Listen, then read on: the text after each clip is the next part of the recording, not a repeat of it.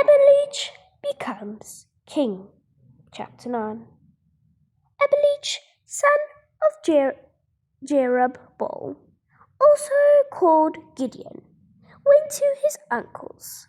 They lived in the city of Shechem. He said to his uncles and all of his mother's family groups, "Ask the leaders of Shechem this question. It is better for you to be ruled by 70 sons of Jerubbaal or to be ruled by only one man. Remember, I am your relative." Abimelech's uncles spoke to all the leaders of Shechem. They asked them that question. All the leaders decided to follow Abimelech. They said, "He is our brother." So the leaders of Shechem gave Abimelech about 1 3/4 pounds of silver. The silver was from the temple of the god Baal. Of the agreement, Abimelech used the silver to hire some worthless, reckless men. They followed Abimelech wherever he went. Abimelech went to Ophrah, the hometown of his father. There, Abimelech murdered his 70 brothers. They were the sons of Abimelech's father, Gideon. He killed them all on one stone. But Gideon's youngest son, Jotham, hid from Abimelech and escaped.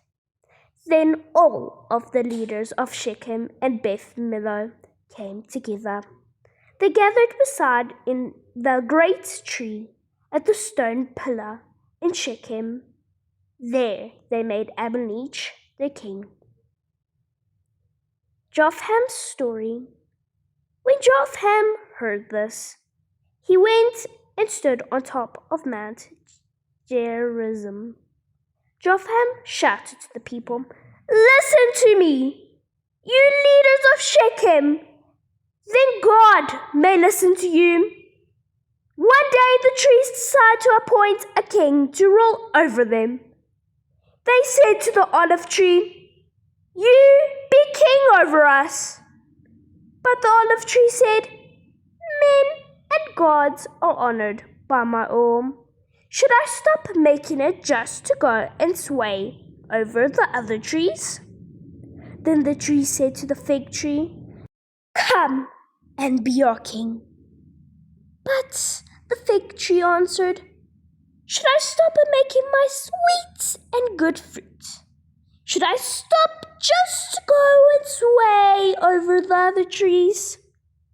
Then the tree said to the vine, 'Come and be our king.'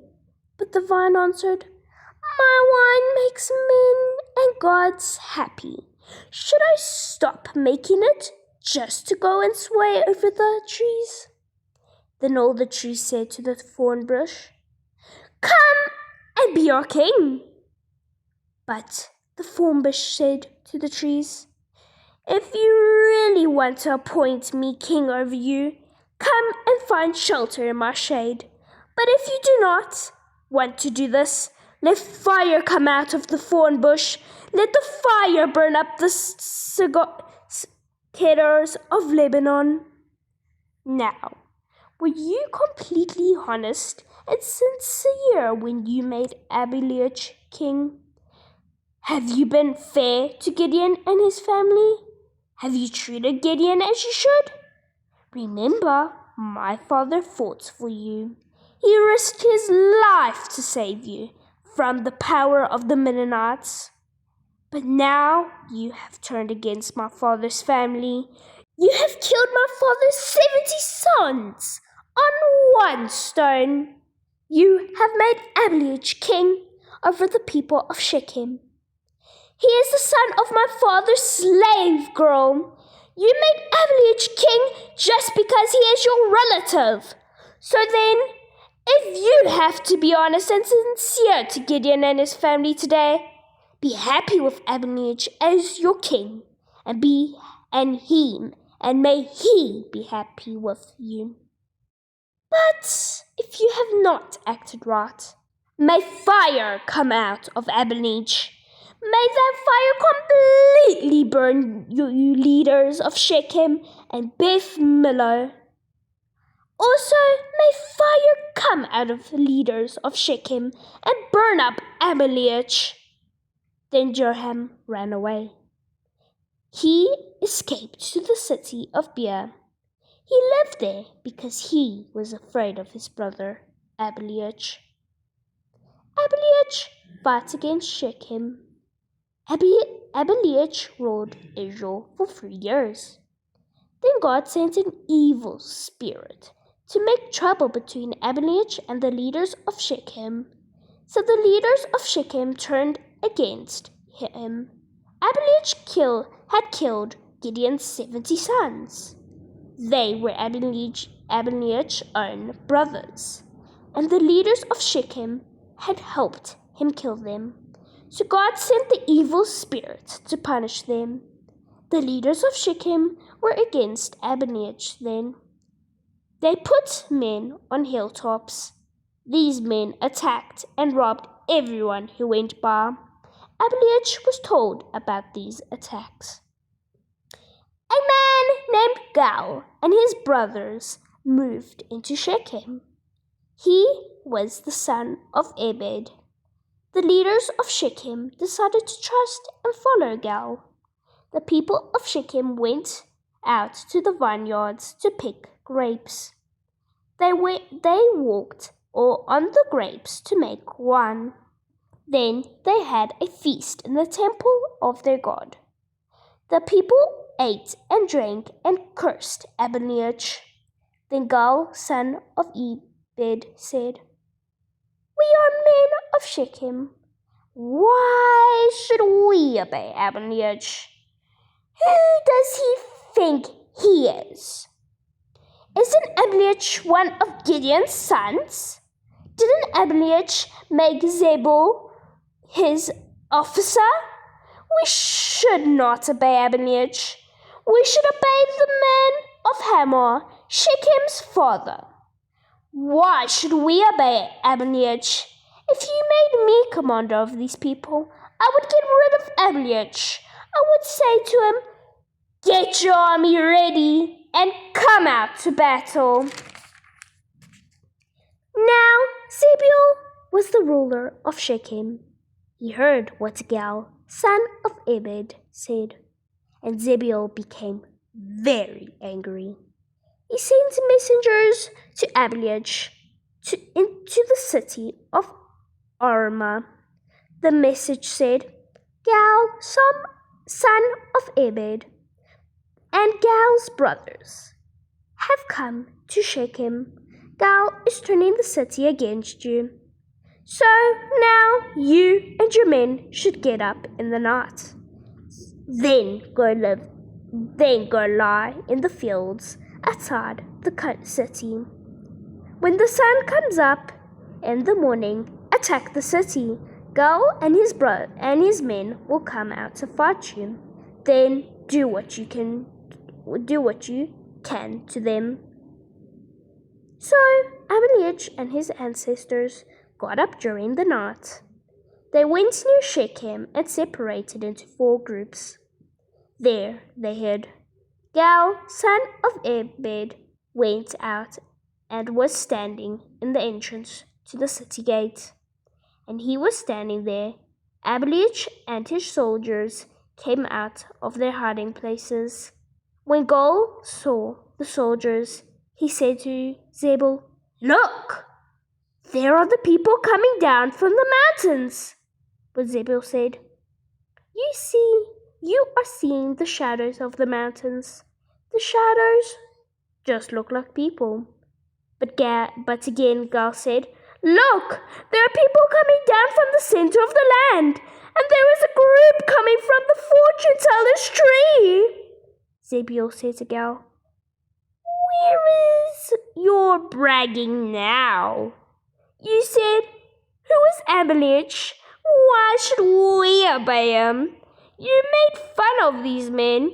Now go out and fight them. So Gaal led the men of Shechem out to fight Abimelech. Abimelech and his men chased them. Many of Gaal's men were killed before they could get back to the city gates. Then Abimelech stayed at Armah.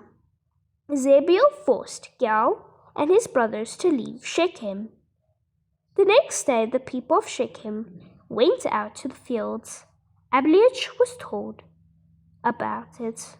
So he separated his men into 3 groups, and he hid them in the fields. When he saw the people coming out of the city, he jumped and attacked them. Abimelech and his group ran to the entrance of the gate to the city. The other 2 groups ran out to the people in the fields and killed them. Abimelech and his men fought the city of Shechem all day. They captured it and killed its people. Then Abimelech tore down the city, and he threw salt over the ruins so nothing would ever grow there. The Tower of Shechem. The people who lived at the nearby Tower of Shechem heard about what had happened to Shechem. So the leaders gathered in the safest room of the temple of the god Baal of the agreement. Abimelech heard that all the leaders of the Tower of Shechem had gathered there. So he and all his men went to Mount Zalmon near Shechem. Abimelech took an axe and cut some branches. Then he put them on his shoulders. He said to all his men with him, "Hurry! Do what I have done." So all those men cut branches and followed Abimelech. They piled the branches against the safest room of the temple. Then they set them on fire and burned the people in the room. So all the people who lived at the Tower of Shechem also died. There were about 1,000 men and women. Abimelech's death. Then Abimelech went to the city of Thebez. He surrounded the city, attacked it, and captured it. But inside the city was a strong tower. All the men and women at the city ran to the tower. When they got inside, they locked the door behind them. Then they climbed up the roof of the tower. Abimelech came to the tower and attacked it. But when he went up to the door of the tower, it set on fire. As Abimelech came near, a woman dropped a large stone for grinding grain on his head. The stone crushed Abimelech's skull. He quickly called the officer who carried his armor. He said, "Take out your sword and kill me. I don't want people to say, 'A woman killed Abimelech.'" So the officer stabbed Abimelech, and he died. When the people of Israel saw Abimelech was dead, they all returned home. And that way God punished Abimelech for all the evil he had done. Abimelech had sinned against his own father by killing his 70 brothers. God also punished the men of Shechem for the evil they had done. So the curse Jotham had spoken came true. Jotham was the youngest son of Gideon. Thank you guys for watching this chapter. Bye.